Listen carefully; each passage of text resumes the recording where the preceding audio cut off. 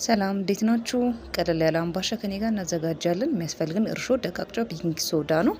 ያው እናንተ ከፈለጋችሁ ቤኪንግ ፓውደር መጨመር ትችላላችሁ። ያው እኔ ቤኪንግ ፓውደር ስለሌለኝ ነው። እና እዚች ጋር መጠኑን እናንተ ናችሁ የምታዘጋጁት። አሁን እኔ ለቤተሰቤ ያስፈልገኛል ያልኩትን ነው ይሄ ማለት ነው። ይሄ ማለት አሁን ለ4 ቀን ለ5 ቀን ይሆነኛል። ለ4 ቀን ይሆናል። እና እናንተ የምትፈልጉን ያቃርግታችሁ እንደዛ ማድረግ ትችላላችሁ። ባይሆን እንትኑ ፓውደሩ ማነው እርሾ እንትን ማለት ትችላላችሁ። መጥናችሁ አንድ የሾርባ ማንኪያ ይበቃችኋል። እርሾ ከበዛበትም ጥሩ ላይ መጣ ስለሚችል ማለት ነው። ከዛ በዚህ መልኩ በደንብ አርግታችሁ ታዋህዱታላችሁ። በደንብ አርግቶ ማለት ነው። በደንብ አርግታችሁ ትሽት ታርጉታላችሁ ማለት ነው። ከዛ ማታ ነው ያወቅኩት እኔ። ከዛ ሌሊት ስነሳ እንደዚህ ኩፍ ብሏል።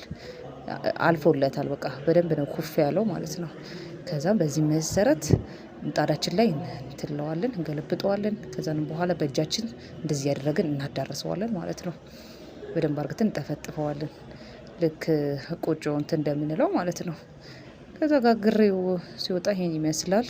እንዴት እንደሚያምር በዛ ላይ በጣም ለስላሳ ነው። በደንብ ነው ቡክት ብሎ ይወጣለት እና በደንብ አርግቶ ነው እንትን ያለው የተቦካው ማለት ነው።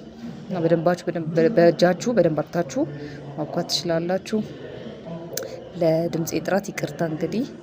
እና በዚህ መሰረት እንትን ብላችሁ መስራት ትችላላችሁ በቀላሉ ማለት ነው። እና ይሄን ያህል ቀላል ነው። በትንሹ ደግሞ ከፈለጋችሁ አነሳ አርግታችሁ ነው እንትን ማለት የምትችሉት። ቴንኪዩ አመሰግናለሁ ስላያችሁኝ። ላይክ፣ ሼር እና ሰብስክራይብ አድርጉኝ። አመሰግናለሁ። አበረታቱኝ። ይሄ መጀመሪያ የምግብ ቪዲዮ ነው እና እስቲ ለምን ሼር አላረጋቸውም ብዬ ነው። አመሰግናለሁ ስላያችሁኝ።